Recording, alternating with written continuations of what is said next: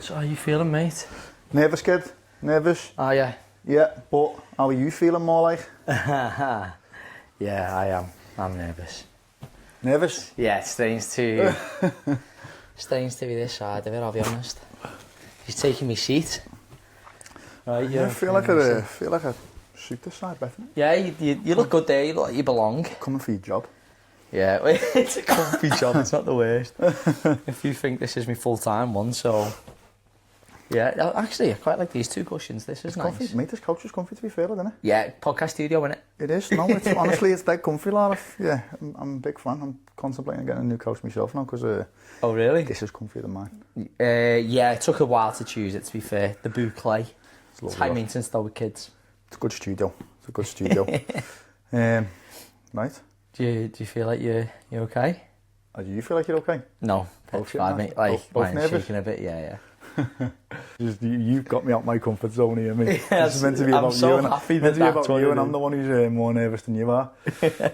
Right, ready? Yeah, whenever you are. Right, welcome to episode 21 of the LA Golf Channel podcast. Obviously, I am not the usual presenter of this. We're doing a bit of a U-turn today, and I am going to be speaking to someone who has become a really good friend of mine, which I don't think I ever would have got close to someone as much as this within a 4-month period. But as his nature, he just is one of the loveliest guys you can genuinely possibly meet. I think everyone in the golfing community, the social media community, would all agree. You'll find it very hard to find a bad word said about him. So it's my mate, my good mate, Lee Brennan. How are we, lad? Yeah, all right, thank you. How does it feel being on that side of the couch? I'm not sure I enjoyed that. Didn't like it?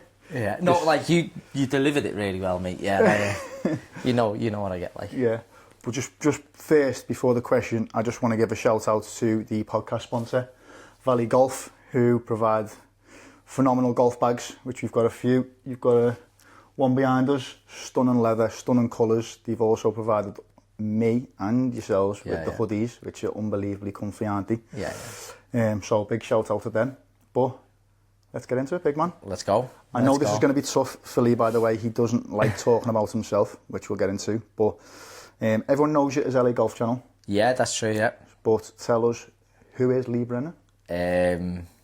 Yeah, so I am Lee Brennan, new to golf, for about 5 years into the journey of golf now, and I, if you can't tell, struggled more so than I do now. About 15 months ago I started this channel because I struggled with confidence.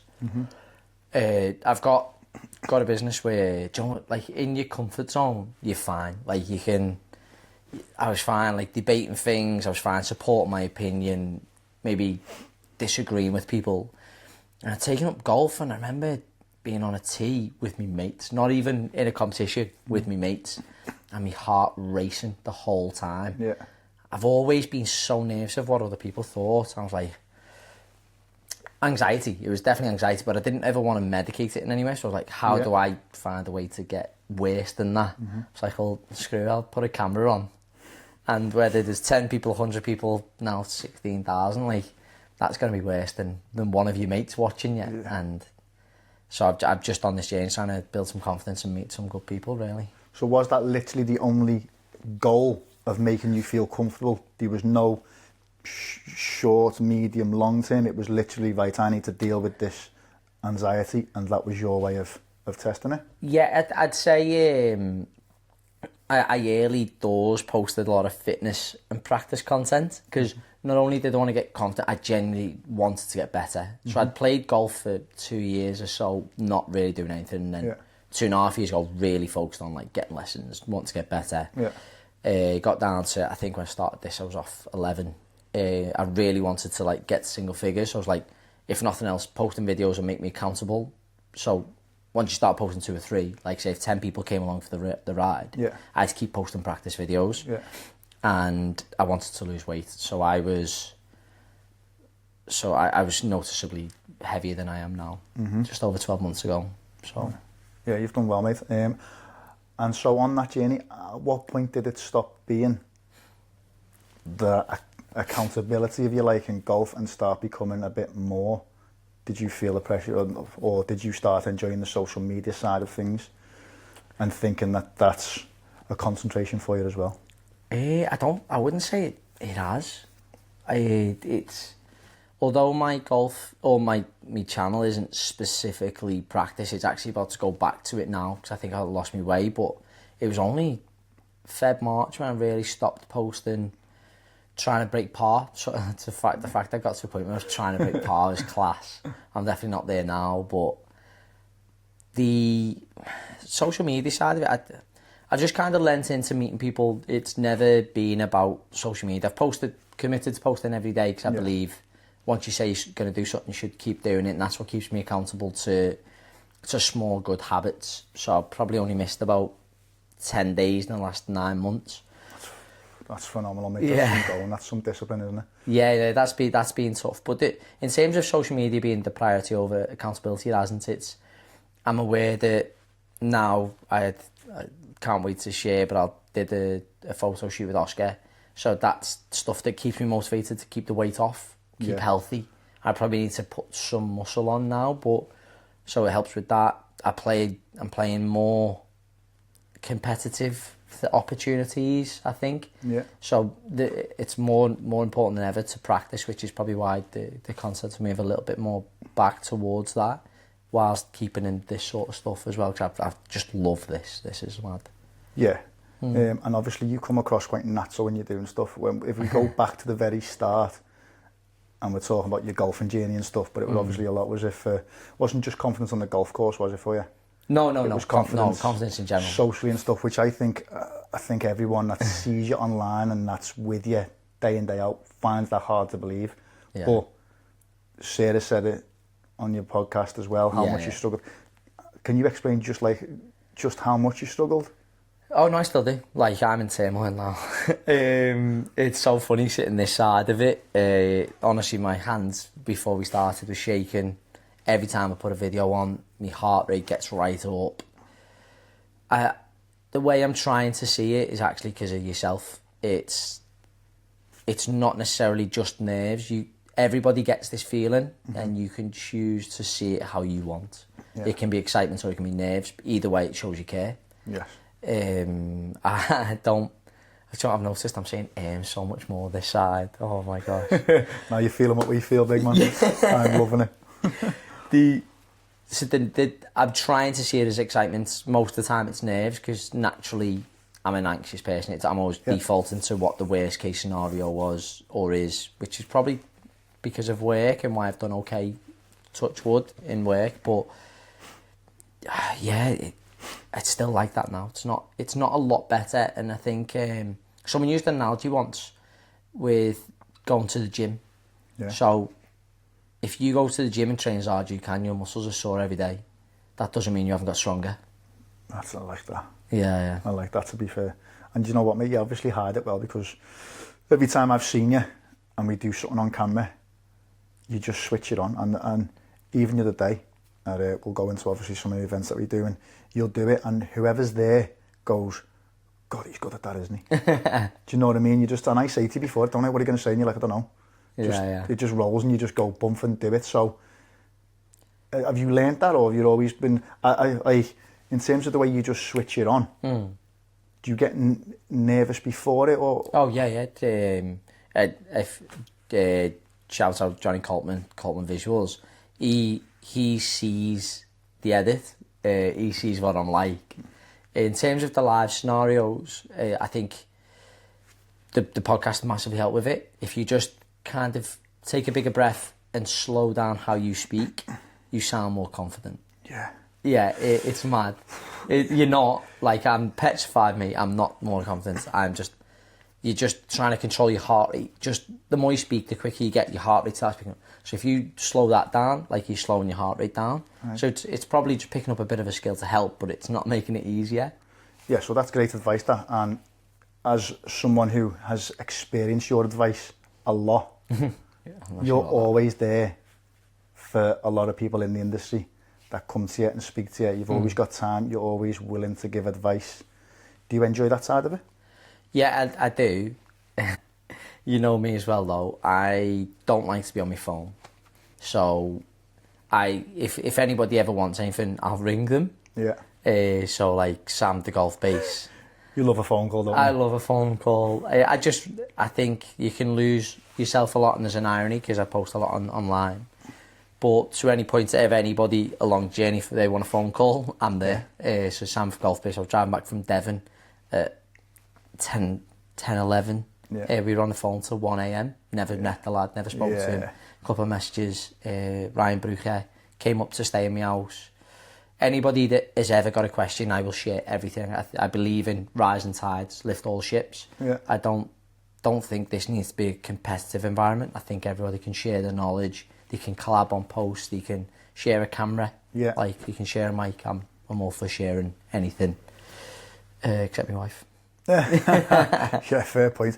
Now, you do a lot of driving, mate, don't you? So Yeah. you do a lot of phone calls in there. There's often times I'm like, Lee, I've got to do some work. So Yeah, that's fair. Sorry. Put the phone down. But no, mate, you do a lot of driving, because I don't think, obviously, it's obviously hard to put across on Instagram and stuff like that, and the stuff you do, that how much work hours you put in. Yeah, this isn't full time. No. This is, what you do, mate, is a lot more. It's like 3 full-time jobs, isn't it? Do you want I'm to? not sure about that. I know you feel awkward speaking about it and stuff like that, don't you? Yeah. But your working week is, should we just give a little insight as to like how much sleep you actually get, and lack of food you eat and stuff is just, it's outrageous, isn't it? What day are we on? Thursday. Yeah, do the effect it has. So the last 7 days, so I had the pleasure of playing the Brabazon Trophy, which was, wow, what a day that was. It was sensational. That was in Moortown, north of Leeds City Centre, the north side of it. And that night I had to get down to Devon for work, like my normal job, but hadn't finished editing a video, so I had to come home.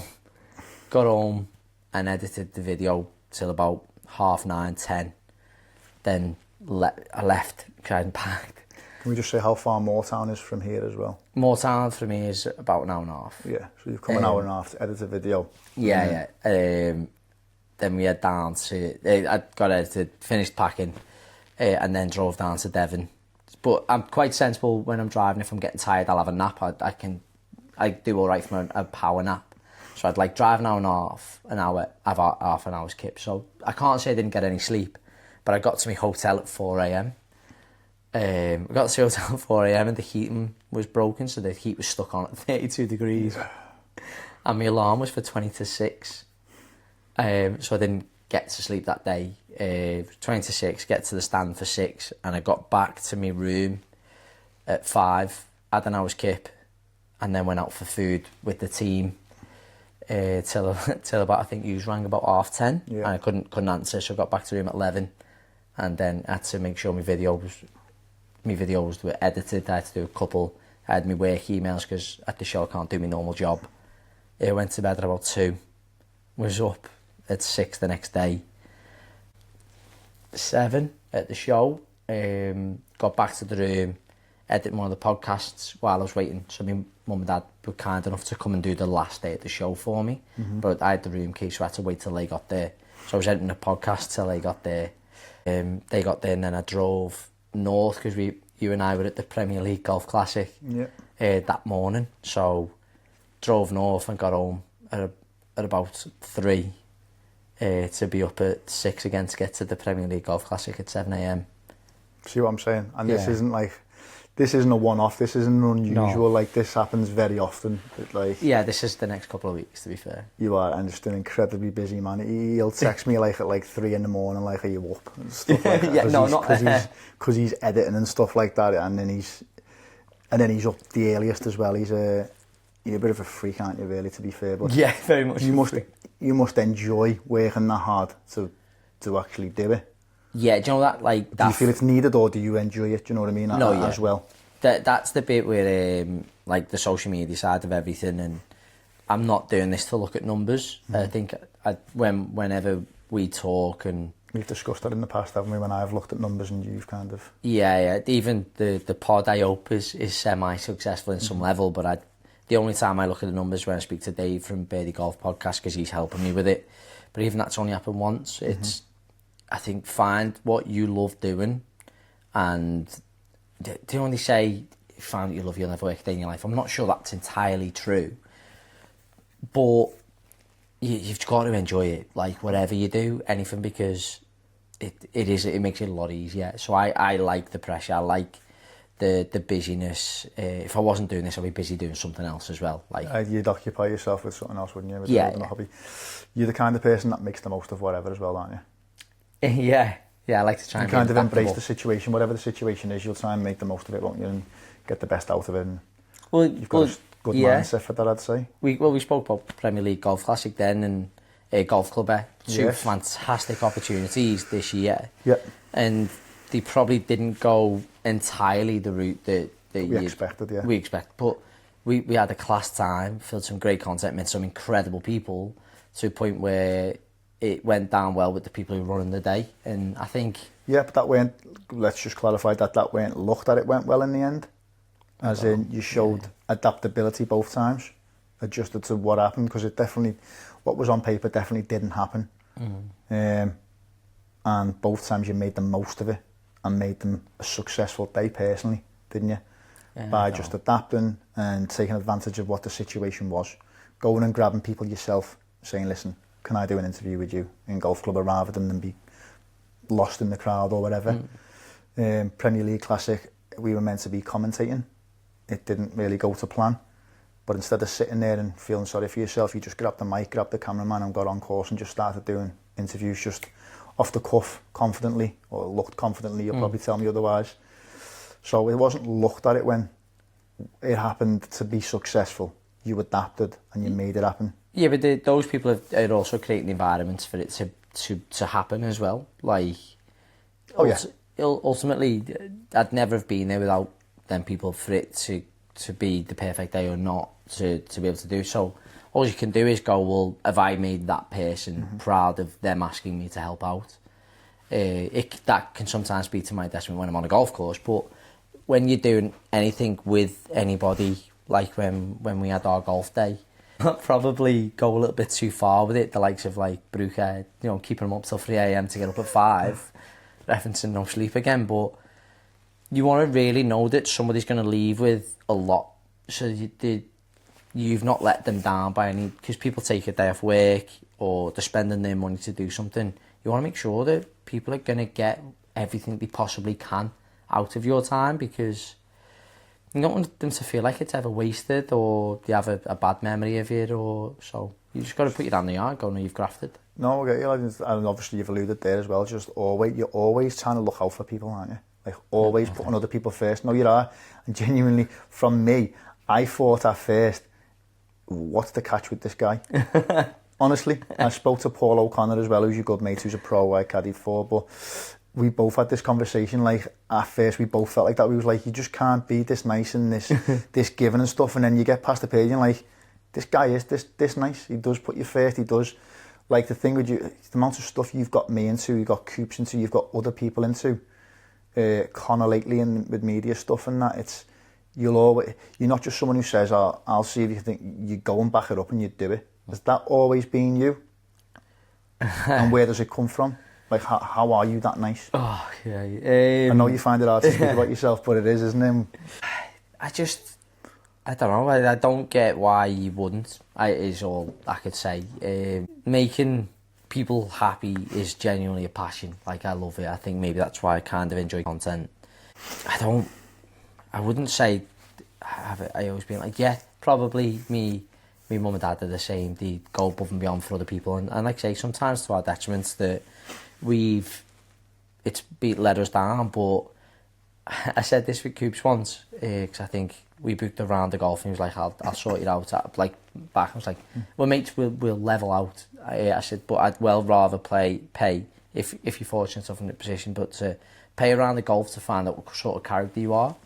And once, I think I told you about it, once you know someone's a good person, I'm like, I want them to be my mate. And I'm not doing that because I want you to be my mate. It's just, good people should get I don't know, you should just do stuff for each other. I just think that's just, I don't know why you wouldn't. I don't know. No, I get you, and I suppose it's a cynical world, isn't it, where people always think, what are they up to, and what's the catch here? Do they want something back and stuff like that? But it's because we all give and receive and stuff, but you're like, you give a lot, do you know what I mean? And you do a lot of favours, so I suppose in this world you're like, what do you want back? But you just genuinely you just care a lot about people, and you care a lot about people that you've, like you just said, you've just took a liking to from seeing them once though. It's not like you've built it up or whatever. It's like, I like him. I can tell he's a good guy. I'm going to help him. I think we all just need a bit of luck. I'm not saying any of us are unlucky, but the opportunities that I've had, I know you say taking you Coops, but I was lucky enough to be the person who got asked. That's all. Okay, in terms of the bit of luck, you would just a bit lucky not to. So, but look, if I can take someone, I'd rather take my mates. And then, if I don't know, if somebody else gets a bit lucky, you made up. There's always right time, right place. We all know a footy player that probably could have made it, and just the scout weren't there that day. I know what you mean, And you never know. It might be. I think we're going to this pro-am. Like, there's going to be pros there, and there may not have been a bit of luck that you're there, but you're a caddy that could actually help them. And then their bit of luck might be that they get you and they win, and it'd be like, that's so cool. Like that's a possibility, isn't it? Like, of course it is, mate. No, listen, I feel really lucky that I've met you. Cheesy as anything, but no, but honestly, I wouldn't be doing what I'm doing now if you didn't ask me to go on a podcast. And again, it's a bit of luck. It's luck with the timing of when you asked me for me to say for them me to come on here. You took my confidence level through the roof off being in here, taking me to what you do. Also, I'd still say all that's you. Like, you said yes. No, so you came my opinion of it is, like, the luck is someone's opened a door for you, and then I've walked through. That's the hard work. There's no doubt about that. But I agree with what you're saying in terms of, like, that door being opened. Not everyone's had that door being opened for them. Whereas that's what we're relating to, aren't we? And being around you motivates me, mate. Inspires me in a lot of ways, in terms of I'm someone that has overthought for years and put myself off. You think negatively and stuff like that. And then with you just go, what are you doing on this date? You want to do this? And you just got something about you that makes me just go, yeah. And I go, I'm not going to think of what could go wrong, because you wouldn't. You'd just go and do it, and you'd make the most of it. And now I'm around you, I'm going, I'm just going to go and do it, and I'm going to make the most of it. Yeah, I think anything can go wrong in any walk of life, but you can take a risk and it go wrong, and it could be detrimental. It really could, but you can play it safe and it can go wrong. Why not say yes and see what that opportunity can bring? Yeah, you've got to weigh up that you've got mortgages to pay, you've got kids to feed. You've got to be sensible in that, but there's still got to be an element of risk to be able to go, whose dad was it? Jim Carrey's. Have you ever heard the story of Jim Carrey? His dad was a funny man, but he said to his dad, I think he said, I want to be a comedian. It's like, no, you don't want to do that. You want to go and be safe, make sure, look after your family. And his dad took a safe job, looking after himself, looking after his family. He was an accountant, and he got made redundant, and they were almost homeless. He said he played it safe. And they lost everything. Of course. So want to take the risk. Just say yes, give it a go, back yourself. If you back yourself, there's only one person accountable. Sometimes there's a bit of luck obviously involved, but only you can make it work or not work. Referencing those days when it didn't go quite right, it was only down to me as if those people got a successful day from it.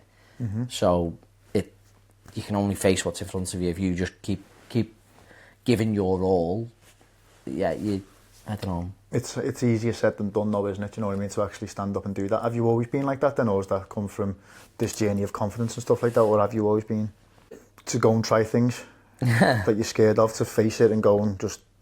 No, so you're well aware of my mantra. Yes. Get comfortable being uncomfortable now. So is that like that's what I'm saying, is that like a new thing with all what you did, like last few years with this new journey, or is that always, you had that for a long time? No, I've always adopted that to an extent. I I think people may know at this point, but I booked an ultra marathon with three weeks out. So I'd never run more than 15 miles, and that was good 10 years before this as well. And I booked a 48-mile run, and it wasn't a flat one, it was in the lakes. Yeah, it was stupid. So I still wanted to say, mate, yeah, that's a bit daft. Yeah. I got pneumonia and tendonitis off it, so it wasn't my best idea. But at the same time, I did it. I completed it. Good man. And I'm still here. And yeah, okay, not everybody can go and do that. You might genuinely die. But I did the same again 18 months later with a marathon. I trained actually this time, and then my tendonitis kicked off again. Plantar fasciitis kicked off, so I couldn't train. But it didn't stop me doing it, just did it really slowly. Because why not? Like, again, the worst, if I failed and I came up short, I've had a go. I could have reached 22 miles and failed. Could have reached 1 mile and failed, but if I didn't start, I'd have reached 0. Like, yeah, kind of counter it though. What's the worst that could happen? You've got a family and stuff like that. Like, that could have been. Do you ever think you push yourself? Like, you've pushed yourself really far there? Do you ever feel you push yourself? The first one, like, you've got to understand your body's capabilities. The reason why I did that is just I feel our bodies are capable of more than I think we mentally limit our bodies.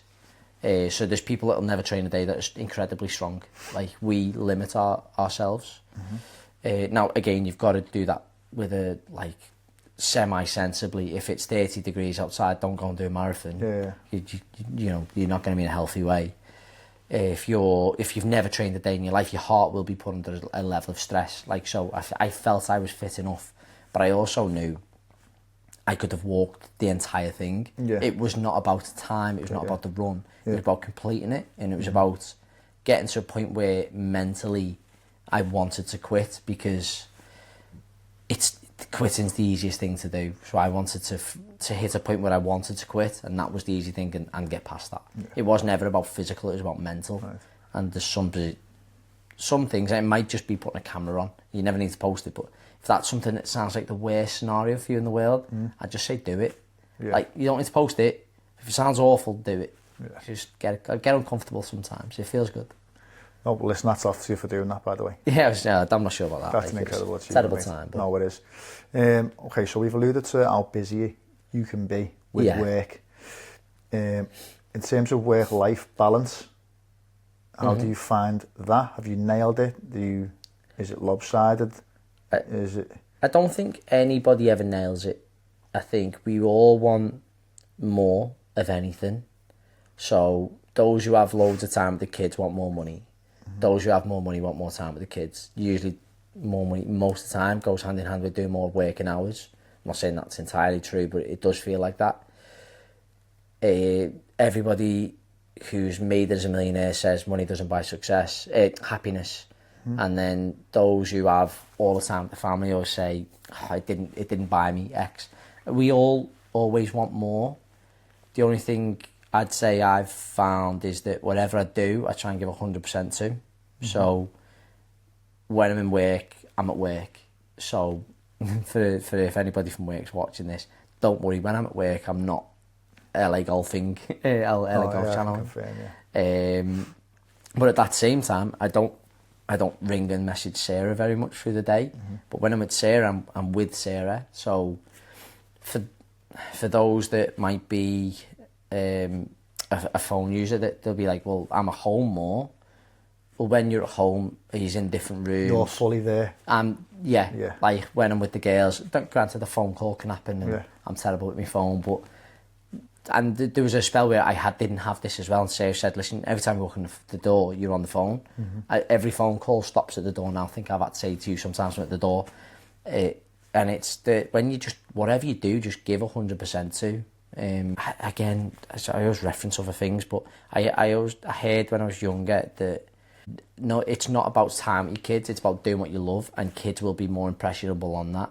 So there was something about how a successful, inverted commas, person working hard, how their children perceive them, and it motivated them to be more successful without losing family values, because they still got time, and I've kind of tried to adopt that. Yeah, no, I get that. I can take that on board as well, really.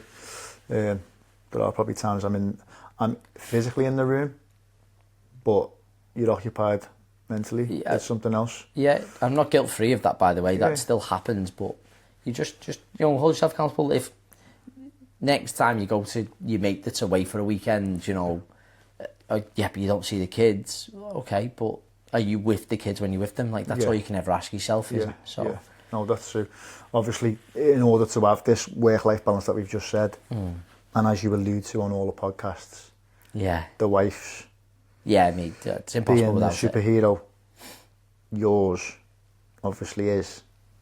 What have you got to say about how good she is, mate, how supportive she is? There's a phrase, we don't swear in the podcast very much, but says the dog's bollocks.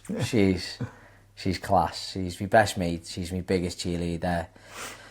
She's my biggest critic in the way, not of the stuff we do, but if I'm not giving 100%, and that's work as well. Like, so I don't have a lot of sleep, but if I'm not up in the morning, she's like, just get out of bed. She's straight talking and she brilliant. tells you. Yeah. She's your new mate, and she's my new mate. We have a laugh. She's absolute top draw, mate.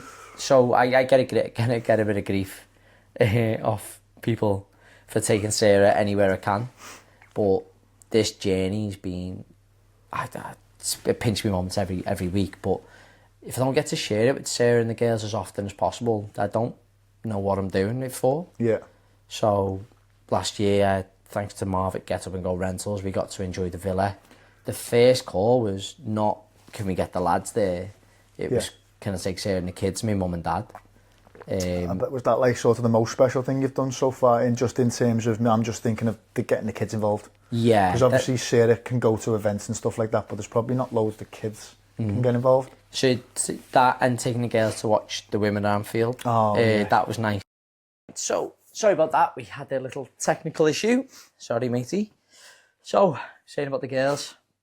So the girls in Spain was sensational, but then Anfield, like, taking them there and just getting to do anything with your family and friends again. This sounds weird, but I love you and Coops being anywhere. Just don't get the point of doing it alone. Yeah. You've got to share it with the people you love, haven't you? Do the girls understand what he does social media wise? They did ask the other week, and I don't know how they knew. They said, how many people follow me? Yeah. Which was quite funny, trying to show them. But then they said, why? Is it because you do this at the end of the video? So I always end it with go some golf balls and the closed can. Yeah. And they thought that's the only reason why people, because other than that, why would people? Yeah, I agree with them. That's the reason I followed you in the first place, lad, Yeah, I couldn't agree anymore. Yeah, no, special getting them involved, mate, isn't it? So, when you go to these events as well, do you feel comfortable there? Do you feel like like we spoke previously about sort of the imposter syndrome and stuff, or you're starting to get used to being, because you're quite a regular at these events, aren't you? Definitely moved your way to a Z list now, haven't you? Z list. I've been very, very lucky this year. I said the other day, every day feels like a pinch me moment. Yeah. Let's go through this year. We've got onto it. I mean, don't think we can. You were already doing so well anyway. And since I've known you, every week just seems to just be going up a level and level. You just phone me and go, guess what? And I'm like, what can it possibly be now? Yeah, I don't know. So obviously we spoke about the Liverpool women's game. We might as well speak about Liverpool. Obviously you're a fan. You've done a commercial and the clothing commercial. Yeah, well, like social media video and the unveiling of the kit. Yeah. I was sick that, mate. What was that like to be involved in that, to be asked in the first place? The first time I got the message, it was funny. The Liverpool retail team messaged on Instagram, and they were like, just want to check, are you a Liverpool fan? And I was like, maybe I rang you at the time. Oh my God. And they messaged saying, thank you. Just asking. Yeah, just left it, didn't he? Oh, that was the most deflating thing. But obviously, they just want to tee up if you're a fan to be able to have any route with them. Oh my God, when you just know your boy club, you want to play football for them. Mm-hmm. I don't know, you can't fathom how you could ever do anything else for them, and then that sounds dead silly. I remember putting the polo on, actually doing the video football versus golf, and I genuinely said, "Sir, I feel like I'm putting a shirt on." Yeah, the badge on your chest. It did. It felt like that, and oh my god! And then to go to the kit unveiling with Curtis Jones being there. It's a genuine dream come true, isn't it? That's Comfortably. For working for Liverpool, like that's got to be right up there, mate. With sort of, I was going to say, dream. You probably never even dreamt of that, did you? Really? No, you can't. It's that sort of. It's up there. Yeah, it's mad. Yeah, you couldn't imagine being. If anybody buys like a golf item, because of that, like you've done something for the club. Imagine that. Isn't it? So yeah. And you've obviously had your shoot with Oscar Jacobson as well. Yeah, that's which I've heard is an unbelievable shoot. What do you mean? Paul told me. Oh, He's right. seen the pictures. Yeah. And he said it's phenomenal. I still think there's a reason why I was asked. Was what is it? Maybe I look like somebody. The TV Tommy? Yeah, the TV Tommy. He said there's an angle that they've got from behind, and it's like, it genuinely looks. There's an angle from the front, which is the main photo, and can't share them yet, but I think they've picked me because I have a look of Tommy Fleetwood. If they've done it on purpose, well, you wear the stuff, don't you? So it makes sense just from that way. But if they've done it purposely because of that, it's a bit of a genius. Yeah, it could be genius. Stroke from them, isn't it? Did he? With Tommy's situation at the moment and stuff. I know, like that. Well, so did you hear the tailor-made rep was in the shop? Yes. Yeah, and he thought. And he was like, yeah. I'm not sure that's a good thing for me or not, but I had a fantastic time and what an experience. Again, like I just can't be thankful enough for it. No, it's phenomenal. It's incredible. Move us on again. Yeah. Golf clubber. Oh my god. Be involved there with obviously so lucky to a lot of names of YouTube, Instagram, social media and stuff. You got to actually interview and stuff like that. How did you find that whole day? Emotional, as in there was highs, there was lows. How to like what to expect and stuff. It was crazy. I didn't know what to expect of it. Obviously, the area we were based in, I was again lucky enough to have you, Saz and Coops there, which was class, by the way. Me and Saz just got in the cocktails, mate. We were no use. Yeah, that's fair. But we were there. He's at the boss time. But experience it is like that's the bit. But the area I was in just obviously wasn't what they planned it to be. So we made the most of it. I got to meet Georgia Ball, by the way. Yes, class.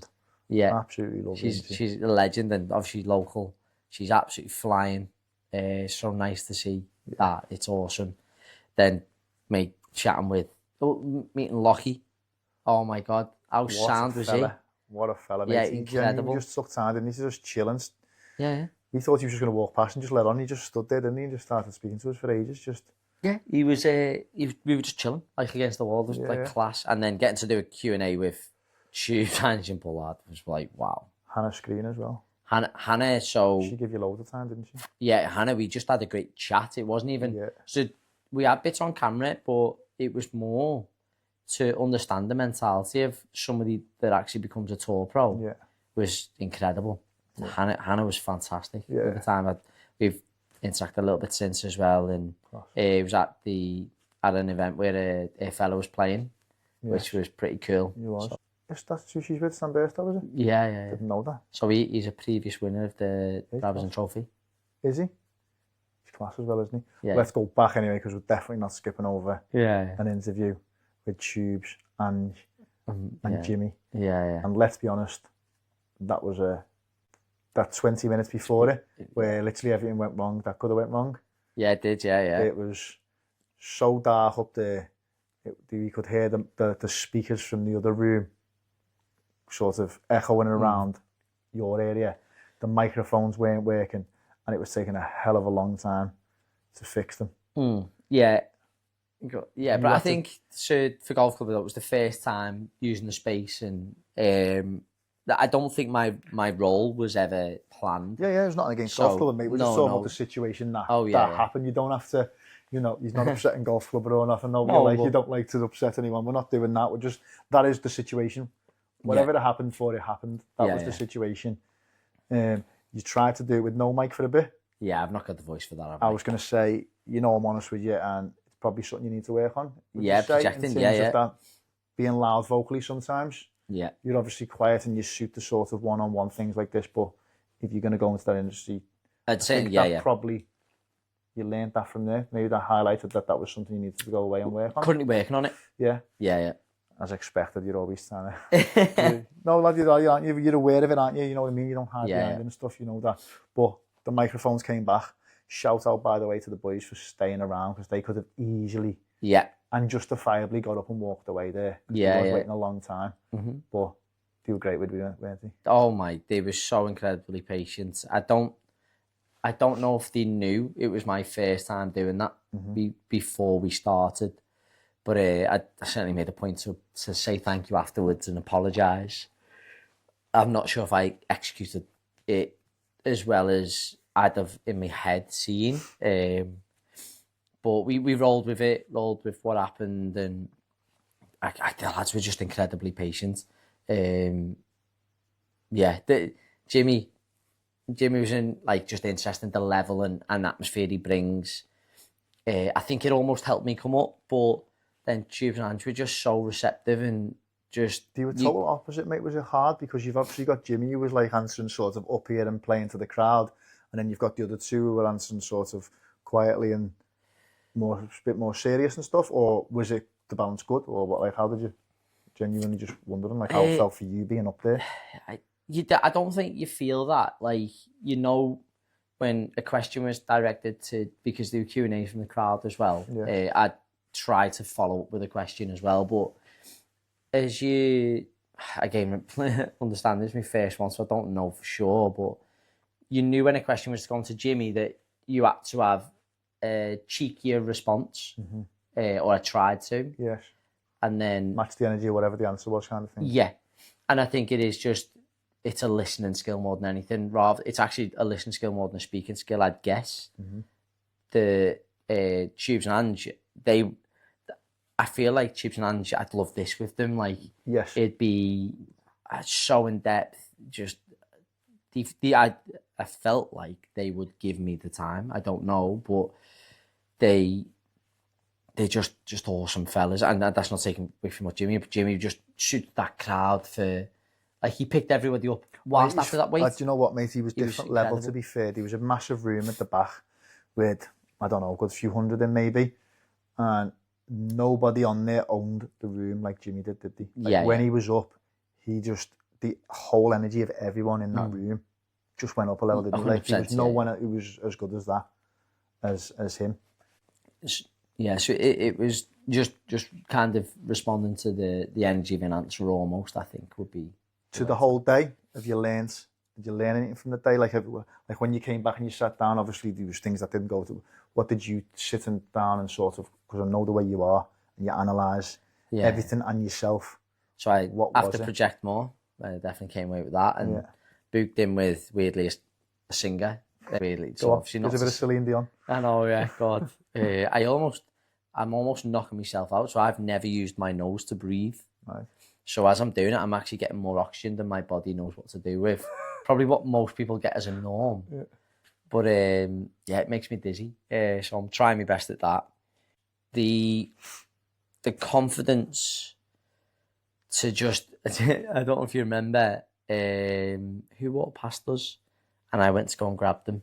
Tubes walked past us. And I was like, I'll go grab him for a quick Q&A, and I just couldn't do it. He stopped with his mate, and I was like, all these people are here for a good day. Actually. Yeah. You went through that door, and he was here, and we're thinking we're going to come through, and he was there, and you kind of just spun off. And yeah. Because everybody there, when it's not a planned Q&A, I don't know how people feel about this, but I want to be as little inconvenience as possible. We've spoke about this. I think it's just respect for people and that, isn't it? Yeah, and we've both had this opinion where if there's a footballer standing there, we don't just want to go over and start speaking about football to them. We kind of like the human, normal side of them, don't we? And we respect that. They're probably getting pestered all day and stuff. Is there going to be a point where you kind of go, I'm going to be a bit more, I need this, I'm going to go and get it? Or you're going to just, as in, let's say Josh, breaking golf. He is extremely focused, isn't he? He's a champion networker. He's amazing. Like, he honestly, like, Coops was just following him around, wasn't he? Just in awe of how good he was. But he went there with a plan of who he wanted to speak to. Yeah. And he spoke to everyone he wanted and got across what he wanted. There was no messing about. Do you look and go, okay, I need to do a bit more of that? Or you're just you and you'll go, do you know what? It'll happen when it happens, and I'm going to sort of thingy. Do you know what I mean? Is there a balance of you going? That's a great... I think that's an awesome question, to be honest, because I would say, one, it's Josh's job. Oh, yeah, he's more comfortable, without a doubt, yeah. No, I'd say if it was valeting, it'd be different. If it was cars, do you know what I mean? That's your world. It's my job. Yes. That's what I'd have to do that. That's how me pay my bills. Do I want this to one day pay my bills? Yes. So maybe I have to adjust in that. But is it something I want? I want to learn to be able to do it. For the fact is, it's something I don't want to do. So I want to get comfortable doing it. But I also want to understand an atmosphere where you shouldn't doing it, and maybe I'll only learn that by making the mistake of asking at the wrong time. I'm not sure, but realistically, do you know, Wakey giving us that time, it was a conversation. He gave us that. We didn't need to pull him. No. But it was also in an area where it was a safe space for him. Yes. In a different area, he might have been less reluctant because you're not the only people doing it. There's do you know? Yeah, no one's pressing So I probably need to just get better reading when to and not to, because I definitely miss opportunities by not doing it. And I'd like the podcast to continue to grow with people, and a friend was very honest in saying that if I want this to grow, I do need to look at getting different guests. Like I said, I always want this to be a space where people new in their journey can build their confidence, but at the same time, for it to potentially be something, I need to find that in between and ask people. Yeah, you can do both, mate, can't you? Yeah, exactly. I know that means a lot to you, really, because it's, in a way, it's probably not great for growth when you're getting sort of the small timers like myself when I came on. I had about 600 followers when I first came on. I'm a small timer. There's been plenty of people who've got less than Mersey Masters, Golf and Medic have never done one. These are all we're all smaller, but you love helping these people out, don't you? And like sort of when you see the confidence I've got, when you see the confidence Kev, especially. Mate, he's a different person. The stories that he does now that he would never have done before this. Yeah. You love that side of it, don't you? Yeah. But you can still do that. Yeah, that's why you love doing it, don't you? And you like giving people that confidence and seeing how it affects them and stuff. But you can obviously still do that, and you can still do. Just need to find that compromise of doing both. Yeah. How do you get them then? Do you have that confidence of going, right, I'm going to just ask this person? I have reached out to somebody and they've said yes, figuring a date out because I only want to do in person. That's my other limiter. Okay, yeah, which suits you, don't make, doesn't it? Yeah, I think... Suits you as a person. I think face-to-face, you can connect with anyone, can't you? Not that you can't online, but I think that's your thing, isn't it? It's the sort of personal touch, not like a Zoom interview sometimes. Yeah, I think you can just create a trust easier. Like you get to know someone a little bit more. But I'd just say that understanding that space to go and grab someone is a skill I need to learn from it. Therefore, yeah. Okay. Golf club. Moving on from golf club to let's go to Blitz. Let's go to Blitz, which we haven't started yet. No. But yeah. I mean, what was it like getting that? Oh my God. Because let's be honest, a few months ago, you was flying with what you was, but now you're kind of going on this trajectory of presenting, would we say? And maybe. Work. And obviously Blitz that's something else. A brand new thing, which could potentially take off. It already has in Australia, hasn't it? Yeah, it's in its 8th year. It's so exciting, and you're going to be the MC for all four. Yeah. How are we feeling about that? Obviously buzzing. Are you nervous about it, or is that one of them things where you just go, do you know what, I'm actually okay doing that one? Definitely nervous. There's potentially going to be 3,000 people. Can I go back to that? Sorry, when you just say nervous, do you when you say nervous, do you sit there sometimes and go, oh, sugar, I've got this. Yeah. Do you know, is it that type? Is it? It's like it just pops into your mind and you're worried about it, or Not to the point where it would keep me awake. Yeah, it's okay. Because by the time I go to bed, I go to sleep. But yeah, it's just more that I'd be like thinking about the projecting and now I'm doing that makes me think I've got to do that a bit more. Well, I was going to go back to that, mate, because obviously, not to make you more nervous, but this is a lively one, isn't it? And it's more, I've said to you before, you're more suited to sort of the traditional golf, the way your style of interviewing and stuff is. Like, you could see it at the Open having a casual chat on the couch with the guys, whereas your Liv and your Blitz are quite lively and stuff like that. How are you feeling about that? Is that why you're kind of trying to work on it and stuff like that? To be honest, I think Simon's just built an incredible event in Australia, 8 years old, and I'm trusting that he sees something that maybe I've not seen. He's the one who's asked me, and I think it's a sensational experience. I believe in getting uncomfortable. And somebody called me this the other day. He said, he kept calling me Lee Anthony. Yeah. My name's Lee, middle name Anthony. Yeah. But the LA Golf Channel kind of leads to that. And I feel like, I'm not like in a mad way, but I feel like a Batman suit. I feel like when I'm Lee Anthony, I'm I'm not a different person. I'm still me, but I can be that. And I'm sorry, like I sound like I don't think I'm not a fun person, but I'm not super like bubbly, bouncy, get a bevy in me. I am. So it's in there.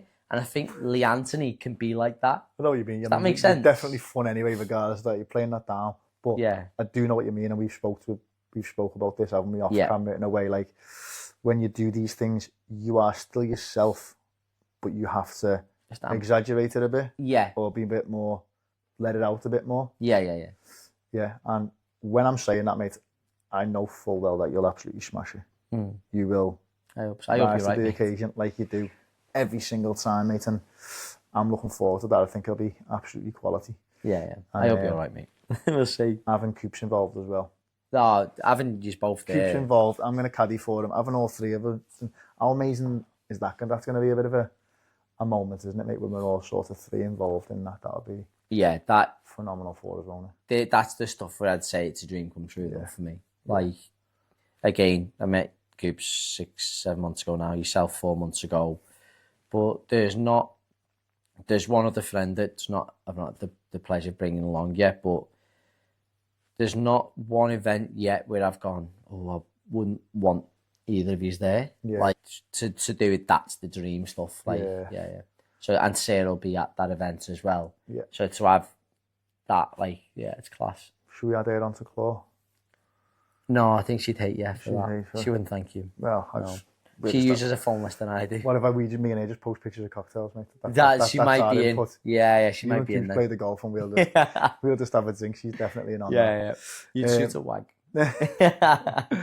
Right, and the next one we'll go for, mate, there's so many, isn't there? So it's Beyond Golf that day. Wow. That was a class day, one you got me involved in again, which I appreciate. What did you think of the day? So I think last week we touched on it. As an event, they absolutely smashed it. Like the activations on tees, the players they got involved, the creators. Yeah, I think we are. Yeah. Even the evening, like again, I think we said last week we went to bed at 3 a.m. It was that good of a day. Yeah, it was class. I think the hotel rooms were included, weren't they? Like there's everything about that whole day was just planned to perfection. It was top draw, wasn't it? Yeah, I don't know how we end up in these conversations and rooms. Okay. I know I end up because you're in them. No. Let's not beat it around the bush. Like, you don't have to play that down. No. I'll take it all day. I don't mind. Yeah, but it's still the work that you're doing to get. I don't know. I just every day genuinely is like a pinch me. I don't know. You were doing a bit of fanboying, weren't you? What? You were doing a bit of fanboying that day. Yeah. To be fair, I think we all Ron Chang. He's a cool guy. Ron's like a puppy and he's lovely little kid. He's a nice boy. You were all over Pingit. Yeah, fanboyed over Pingit. Yeah, you did a lot. Yeah, I did, yeah. You did a lot. He was one of the... So, oh my God, it'd be 12 months last week that when someone made me believe this might be something that can do something.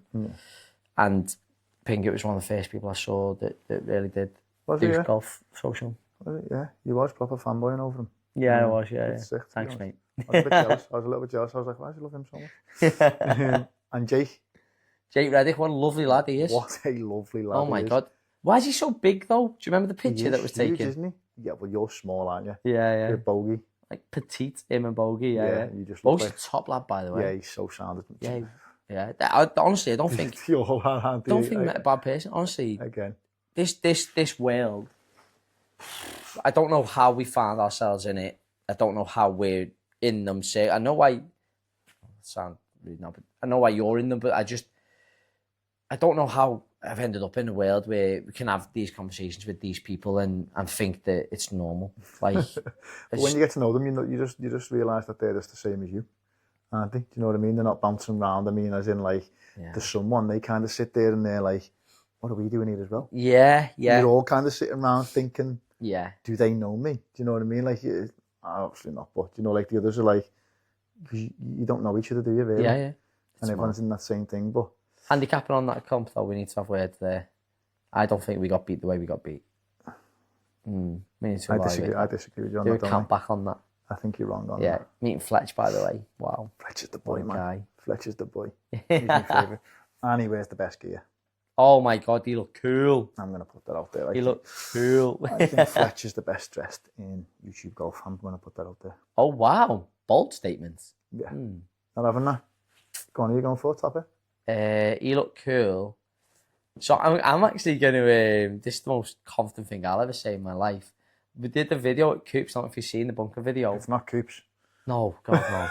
It's not the postman. It's not the postman. It's not Red Kex. Mate, I dress like I'm a pro golfer. You putting yourself there? Are you putting yourself number one? Mate, no, not number one. I'm just saying that there was a video and I was like, oh my, I actually looked like I belong as a golfer there. Do you know the one where I've got like the Under Armour on the light top and the grey cap? Yeah, you look decent. Yeah, no, I'm not. You look not decent. Cooler than Fletch, but I'm just saying, don't throw me out there. The fact I've just said the best dressed golf YouTuber and you've just even put yourself in the conversation. I don't even know that. No, I think you've been trying to play yourself down for this whole video. He's just showed who he really is at that moment there. It's the only time I've genuinely thought, wow, you look like you belong in golf. I've never thought it before. How was the swing after it? Good? Yeah, hold me bunker. Bunk shot. Maybe. Yeah. Come on, who's the best dressed? No, yeah, it's Fletch. It's comfortable. Oh, you battled it? Yeah, I did. No, I'm trying to think. I was thinking about all the Americans I watch. Like, I watch so much YouTube in terms of golf. No, I can't think of one more better dressed. No, he's cool. St. Nevin dresses quite nice. And then we'll move on to the big one, really. Yeah, Turkey, eh? Turkey, mate. The big one, mate. That also came a bit out the blue, did it not? A bit out the blue. A bit out the blue. Mate, I still don't know. I don't. Joe, when we talked about imposter, I don't understand how I'm there. I genuinely just don't get it. That is like the people you went with as well. Yeah. Were like Ron Chang, Tyler Smith, and Patrick Pustic. I can't fully say his names. I do probably you'll give me grief for that. But they're like, here, aren't they? I don't know why I'm there. Like, because you're flying, bro. I don't know. There's people who speak better, make better content, and are considerably better at golf. In terms of in their own way, in their lane. Yeah. Then none of them three do your lane. Yeah, I don't know. Well, they don't do. But like you said before, you've earned it. I didn't say that. About me. Okay. I'm telling you. But they were all awesome. They showed me work ethic in content though. Right. And me, levels. we play. I think so. I came back from that trip around time that we were doing something, and I was like, right, Wakey, what are we doing? Yes. Let's plan this. And we didn't execute it the way we did, 1 to 2. But if we didn't go with that plan, we'd have ended up with less. Yeah, I think you've always been better at that than us. I'm quite new, so I'm going to forgive myself. But like in terms of coops and stuff, we'll kind of go, right, what are we going to do something? And quite a few people will, to be fair, go, I'll see on the day kind of thing. But you kind of do go every now and then. There's days when we just enjoy golf. And I think that's important. And there's days you go, right, it's a working day today. Yes, yeah. And here's what we want from it. Yeah. And like you said, it might not go to that plan, but because there's structure, we will get stuff from it. So you've always been good at that anyway, haven't you, really? But did you see, is it? Yeah, do you want to show, like, obviously there's probably content creators on here listening. So what, like, is there more something that you can... I don't know how you put it into words, but they're going with, I think, the line's almost a storyboard. They've got a picture of not just do you know when we see a clip, they've got an idea of what they want to say. You've got to be able to execute the golf shot, but they've got an idea of where they want the ball to go, an angle, a second angle. They're not afraid to go, do you mind? Well, sorry, actually, they do. They feel like they're being awkward, but they'll still say, would you help with this video, please? Because they want it bang on. Yeah. And if you look back at any of the three of their videos compared to mine for Turkey A, my storytelling one's probably different because that's the bit I do, like you say. But when it comes to a golf style, theirs are just executed so well, and that is because it's not by accident. It's done so purposefully. It's awesome. Yeah. And this is not a gear thing either. They do it with less equipment than I have. Yeah, you told me that, and that blew me away because the quality of the stuff they do. Oh, man. I thought there was some sort of big production setup. No, it's not. It's iPhone, just they mics, know where to stand, where to angle it, what the background needs to be and everything. They've done their own work, mate. Honestly, they graft hard and they deserve what they get. They do, because I'm sitting next to Ron at Beyond Golf, and he was showing me his trial reels. Oh my God. And like one video with like 12 different versions, and just each one a different font, or even like 6 the same font but a different size. Yeah, exactly. And they're doing the homework all the time. And it's got to be leaked. You can't post more than one in an hour. It's like he does that once every hour, and it's like you go, yeah, that's why you're absolutely flying, mate, because you've dedicated some time. It's fair play, mate. It's their craft. It's like they've got pride in the work. They put time into it, but then it makes me go. So I'm not super number orientated. We've touched on, but you also then go, you can't have a conversation about numbers because I haven't done a patch of what you've done. I haven't worked that hard. I can't expect your results. Like, they graft. It's class. It's so good, but it's never off as well. Like you're mentally exhausted. It's not just staying awake for a long time. It's like mentally, it's good. Really, really good to be around. Turkey A, the golf was incredible. The people, Hakan from Go Turkey A, who's helping us around, he was sensational. Mate, honestly, the luckiest person alive. Yeah, you haven't stopped talking about it, to be fair, have you? Because you said how good it was. Oh, it was incredible. Yeah. How was the actual DP World Tour? Yeah, they've never got onto the fact we haven't even moved on to that, have we? The actual DP Tour event. Yeah. How was that day? Oh my God. The course was set up ridiculous. Just being that close to the sound. Like, we were talking about the levels with Paul. Yeah. And obviously the Brabham Trophy and stuff. This is like levels up. And then you're watching this going, they're not on the PGA yet. Yeah. Like, I say yet because they're all capable. I think Alex Fitzpatrick's showing that now. But the Matt Jordan, like, he lives from, doesn't live far. I won't say where we are, but what a lovely lad. He's made so much time. Brandon Robson-Thompson, neither of these have finished where they wanted to, and they've still made the time to give you 5-10 minutes just to chat. And the two of them stayed and chatted after we were done with what our requirements were, which I just like.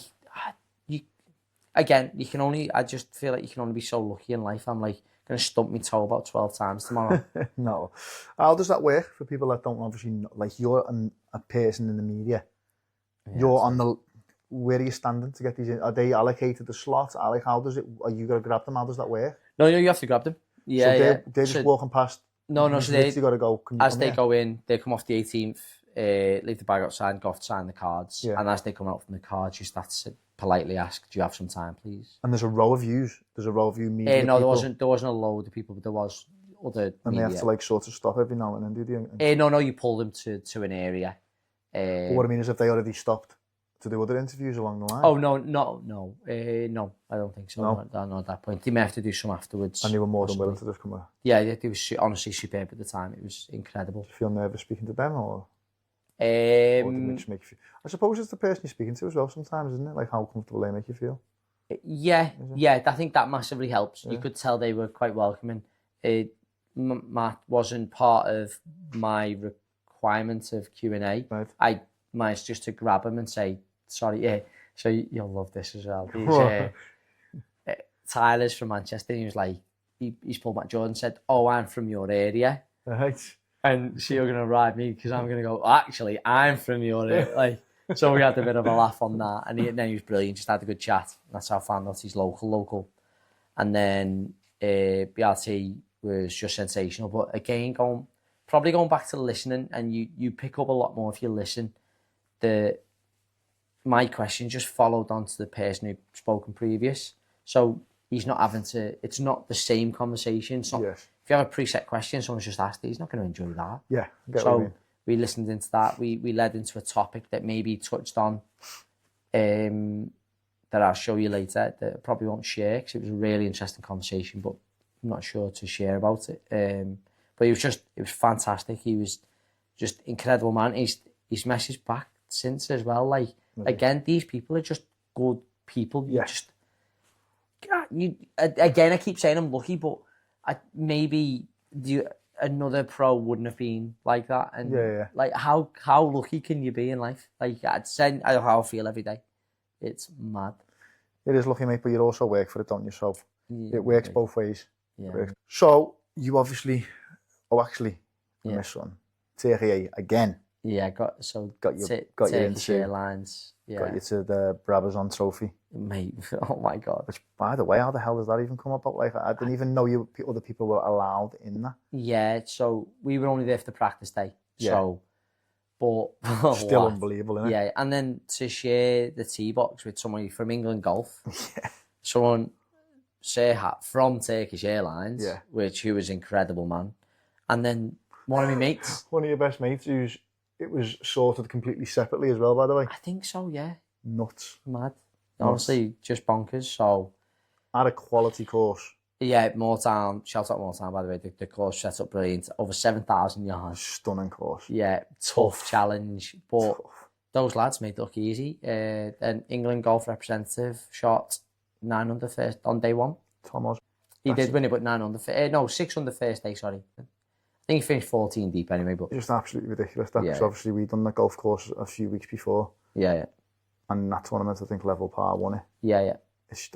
That shows you. It's just, honestly, I don't even understand and how again, he's done that. On them greens, I don't understand how you can hit that low score. That is just phenomenal. Yeah. Levels, mate. Well, you'd be happy to hear, I think I only had 32 putts that day. Did you? Just a lot of chipping close. Some greens and chipping on. Yeah, possibly. Yeah. Thank you. You can all twist that, can't you? Right, so when obviously you have guests on, mate, you always ask them, what are their goals? Oh, okay. And I'm very interested on this one. My goals. Because I know what you're going to say. You're going to say, I'm just enjoying the journey and taking it bit by bit. And I don't want to hear that. Oh, right, okay. Because I'm not having it. That is true, though. Yeah, I believe you in a way. But I also know you're just a person who has goals. You work towards stuff. Yeah. So let's start with the podcast first. Okay. Like, by the end of the year, where do you see this podcast? So, truthfully, mate. Genuinely, no, to and everybody. You know I will call you out if I don't believe you. Yeah, no, you will. Yeah, if anybody will, be definitely you. But, so, truthfully, I don't look at the numbers. Yeah. I couldn't tell you how many people listened to your episode versus Not Sarah's. No, I mean, yeah, so I couldn't tell you, truthfully. The only thing I know is it's only had five-star ratings. There's only had 5 ratings. So if anybody's listening, please, if you could leave a rating, it does massively help for pushing it. But guests, there's a gentleman I've asked about coming on. I'd really love, would be fantastic. This has been incredibly uncomfortable. Me being this side, I've enjoyed it. I made I've done one. I'm not sure I'll be in a rush to do another one. As much as Dave will tell me I have to. I'd like to. We're going into a really busy time in my like normal life. It's going to be a struggle to hit every week, but I really don't want to let people down on a week, and I'd like to be teed up so that I don't have to do one 2 weeks before Christmas till 2 weeks after.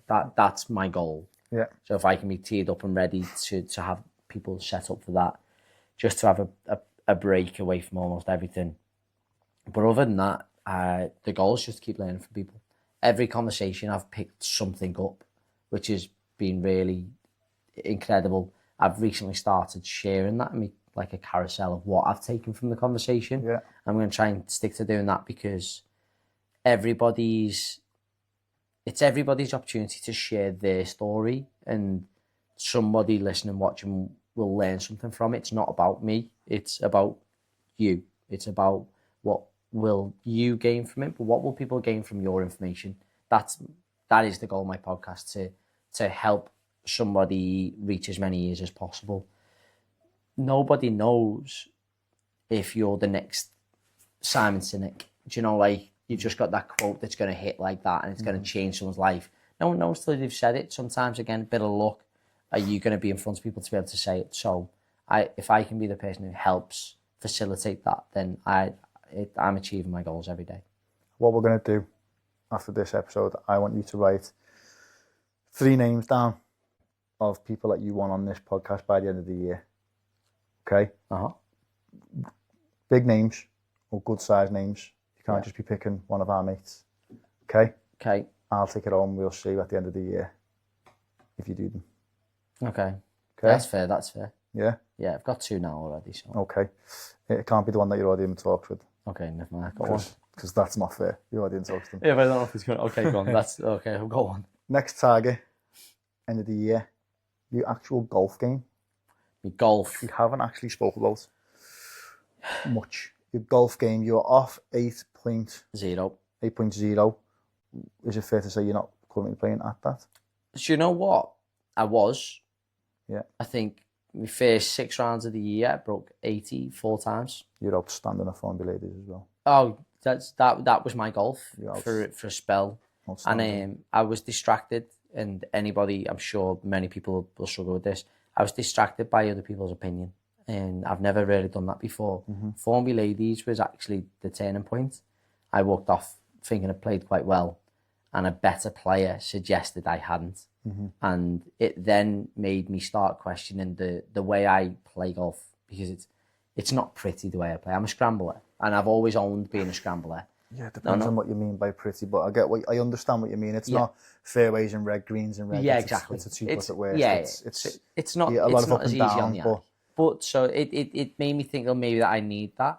And I've let that, I chased it for a while, and I started overthinking. I've let that go and gone back to my way. And weirdly, I found a little bit more, found myself a little bit straighter. But yes, the other day, yesterday, 2 days ago, I shot 7 over, going back to just going out there and going, I can back myself to get up and down. Yeah. I'm not a bad chipper of the ball. So if I'm missing greens, I don't mind. Why do I care if that's how I have to do it? That's how I have to do it. Yeah. So I'm, at the minute, if I can get to probably 6, I think to lose a shot when you singles, it seems to be harder. Of course, yeah. It's harder than going from 25 to 21, isn't it, really? Yeah. If I can lose 2 shots, that'd be amazing. But it's doing them in the right way as well. So I believe in putting casual rounds in. But if you're playing for something or it's a new course, I think there's got to be a cost to it.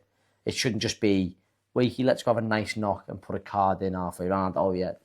So there should be a bit of a cost or a bit of a stake to it. You know, something you really want to win or a competition. So are you going to play in more competitions? Is that what you're saying? So I play in my club on a Friday.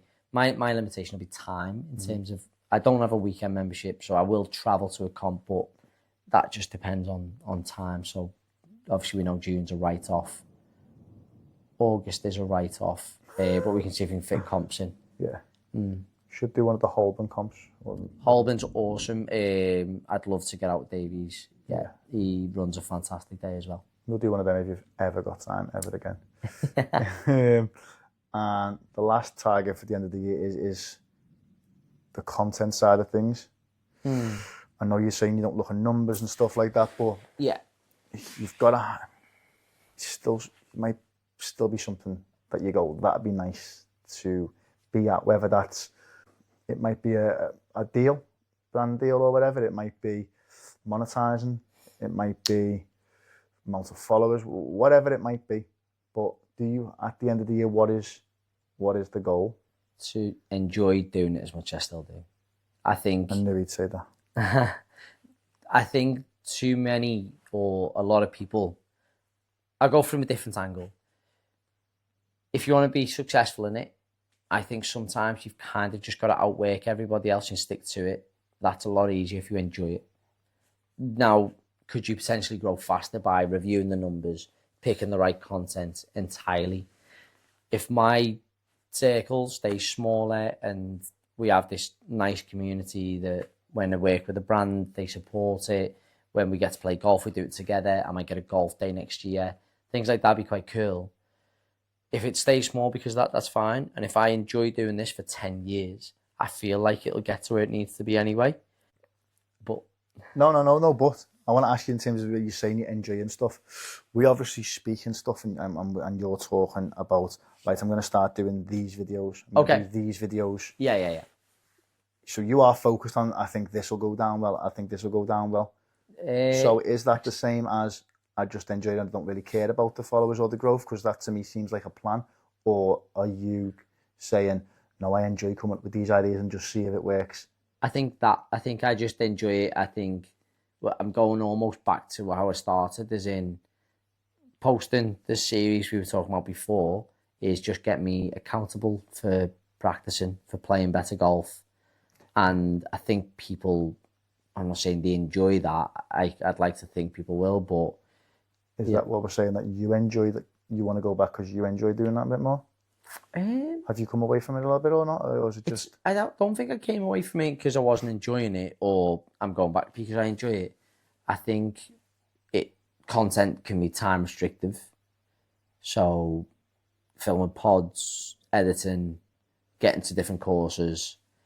My course Blunders Hill are going to support me with being able to use the course for content a little bit more, which is pretty cool. That's good. That's a big very deal, lucky with them, Haydock and Formby Hall. Yes. Now to be able to. So whenever I went to Blunders, I was panicking about potential content I can film. So content just leads a different way, whereas now I can go there with a little bit more freedom. That's class. Yeah, that's massive. That's big, so it's not that I prefer or don't prefer. It's just, if I want me handicap to get better the way it did previously, I'm going to have to focus on golf a bit more, and can I make the content and that align so nothing's getting lost. I'm not taking anything off the table. We spoke about my time can be somewhat limited. So practicing and filming have to be as close to one as possible. Okay, yeah. So that's kill two birds with one stone type thing. Yeah, sort of, yeah. And I think the points of our game where me and you are at is so relatable to one. We're in that point where everybody kind of wants to get to single figures, and then everybody who gets single figures wants to get to that next level. So the journey that I'm about to embark on or to share anyway is, I think, what a lot of people are going through.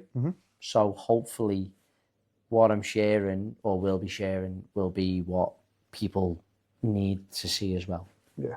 So I'm hoping they kind of...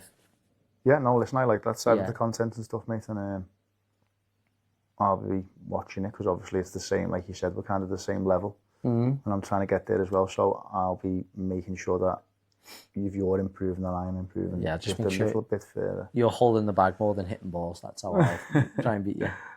I'm trying to make it two birds with one stone as well.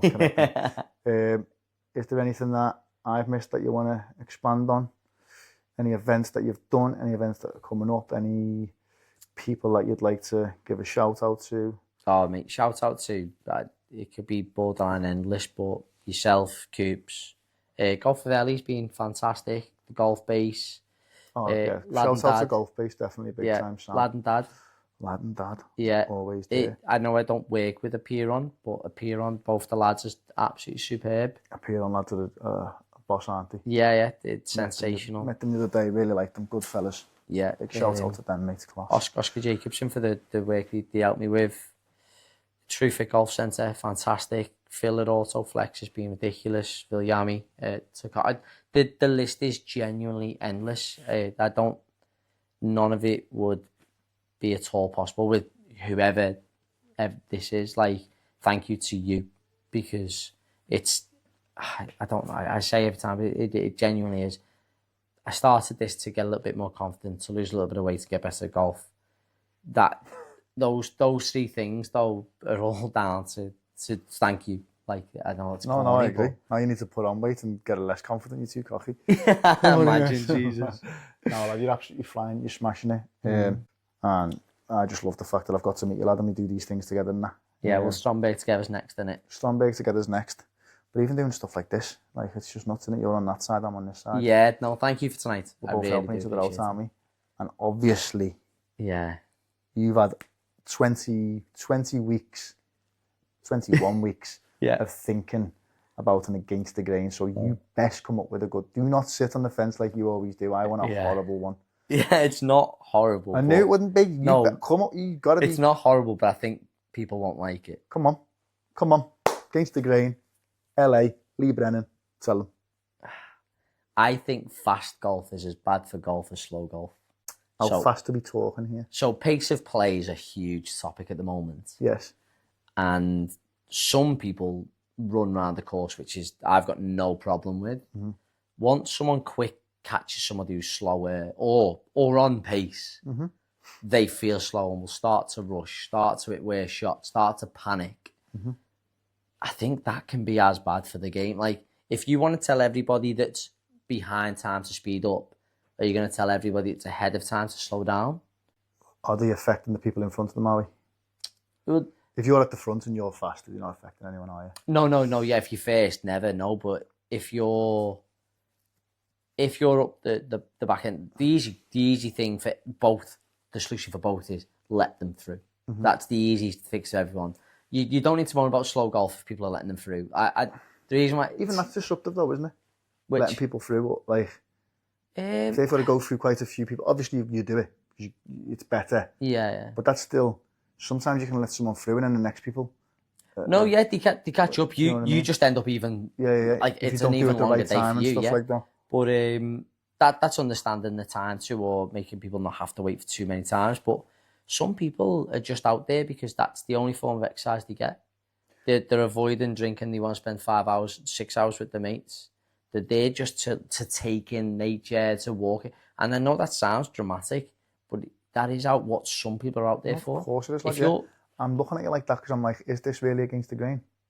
Yeah. I think more people will say that, no, shut up, fast golf's fine. Like it's surely no one enjoys it when like you're in a group and there's people just behind you, just like we've all seen it where you one's just off the green, the other one's 100 yards back down the fairway, and then you've got someone who's putting and nearly walking to that. Like when you've got that group behind you, it's so annoying, isn't it? Surely everyone's just going to agree that they're annoying. If they're just constantly up your backside. Will they say it's not slow though, is it? So this is a real thing with like with amateurs that is really common, and why a lot of them are at the level that they're at is they don't read a green. Yeah. They literally just walk to the ball and they go, that's right to left, and they hit it. Do you know what I mean? They don't actually, and we're against slow play of doing that, but like you've got to have a little look, haven't you? Do you know what I mean? Oh no, 100%. Like, but there's this attitude that if you actually walk away from your ball and go the other side or something, you're a slow player. That's not true, is it? But that would not be I don't believe that'll be the general consensus. Don't you? No. So my big one is what's faster, walking quick or hitting less golf shots? Just if someone's not playing very well, they're going to hit more golf balls. How long can you spend if you go by the rules of golf, you can have 90 seconds over every golf shot and 3 minutes looking for a golf ball. If you're having a bad day, that's a long day. Oh, yeah. That's not slow golf. They're just having a bad day. Like, getting up someone's arse or hitting up to them, they should let you through. 100%, never a question. Yeah. But some people are out there to go for a 2 to 3 hour round with the 4 ball and run around and playing ready golf, which again I'm not against. I choose not to play it.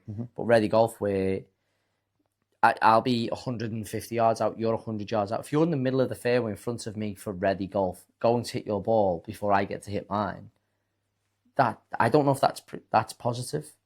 People will say it is. They'll say that's ready golf, but I'm not sure that's for me. I don't know, but I think that's as bad as slow. And when I say slow golf, I mean this is also bad where, okay, you're at your ball, I'm looking for mine. Hit your ball and then help me look.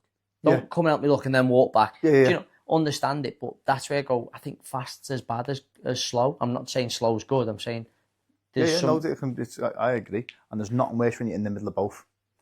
We've all been there when there's someone slow ahead of you, and then the ones behind you are quick, and you just feel you've waited for ages, and then you feel so rushed in your shot, and it's just you're just caught in the middle.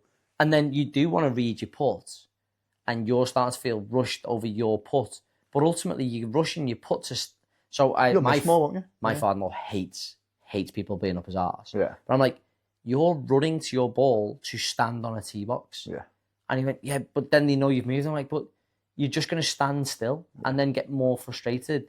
If we actually slow down a little bit, that'll actually have a knock-on effect that everybody will have to. Not everyone's up each other's backside. Because as soon as you're off the green, they can go through and catch you up. And if you're still stood there, that's going to happen every tee box then. Yeah. I don't know. I can't believe I've actually said this as well, because I never... Well, yeah. I wanted the more harsh ones. Have you got any more? I don't know. No, I don't think so. You've had 20 weeks and that's what you came up with? Everyone's used them. That's the problem. Everyone's used them. There was it was once mentioned that, oh God, ladies shouldn't play off the reds in a comp. I don't believe they should. Men can't practice off competition tees, so neither should women. They should move back a tee for a competition. As into yellows, or just have two yellows? No, you can have two yellows, or you could go to yellows, or you could just have them off whites and have more strokes. So ladies shouldn't play off red tees. Look at you, clickbait. That is a beast. That's ladies shouldn't play off the red tees for a competition because it's no longer the ladies' tee, it's the front tees. They are red tees, they're not ladies' tees. No, I agree, but I love that because that's definitely controversial. That's class. I'm actually playing off the red tees on Friday. Love that. So I've played off the reds. Yeah. I've got no beef with playing off the reds. I'm playing with Emily and Ellie in the iGolf tournament, and I'm going to play off the red tees. It's not a women's tees, it's red tees. They are red tees, they're forward tees. Different formats and just at different lengths, isn't it? And that's where I'd say a competition should be a tee competition. So if you want to play a mixed competition, it's a tee competition. So it can be off yellows, it can be off reds, it can be off whites. Women's if it's a mixed competition. You know, if it is, because so men and women... If you have to have the same amount of gender in each team. Like it can't be like 3 men and 1 woman and then the other team is 4 women. Do you know, like you can have an open, the mixed open? Yeah, but usually it's like 2 men and 2 women on each team or whatever. Oh, is it? It'd usually be the same. What I'm saying is that's fair, is it not? Or are you saying even if it's 4 women against 2 men, 2 women, you should be off the same? Yeah, I just think if it's a mixed competition, just pick a tee, and you should be off it. Because, like, if I go back to the blue tees at Moortown, I'm an 8 handicap. I got 15 shots off the blues. Did you? Yeah, it's how hard the course is. But if your handicap's based off the reds... And you're off the reds. But if you go to blues, you'll end up with even more shots. Yeah. The only difference, I guess, is forced carry. But if you're a 70-year-old man off that same tee, you're going to struggle with the forced carry as well. Yeah. So that's probably the only other one, but that's been mentioned before. That's a belter. That's controversial. That. Right, thank you for that. You thrown me on the bus. Yeah, that's what I was after. I just kept digging and digging until we got one, didn't we? Well, thank you for tonight. No, listen. I kind of like this side. I'm quite comfy. I'm quite comfy as well. Yeah. Got me LA top on. I was going to put a little wig on with me LA cap. No, listen. Absolute pleasure, lad. Thank you for making me feel. If anyone can help me get Tommy on here, that'd work. Yes. Is that going on your list? That can be one on the list for the end of the year. No, God, that'd be near impossible. I was going to say that's aiming high. That might be from year to today, but by the end of this year, 3 years, that one. Yeah, that's ambitious. You get him one day, lad. Yeah, we'll see. It's possible when he's back for the Open. Yeah, or back for the end of the year. Yeah. Back for the TFA at the end of the year. TFA Academy. He does, doesn't he, every year? No, he does, yeah, Christmas time. Yeah. So, yeah, hopefully the work done with Norm. Yeah. Maybe find something there, but... He'll get it sorted, lad. But, lad, listen, nice one for having me here and giving me trusting me to host I think you smashed your episode. Yeah. How did it feel, being on that side?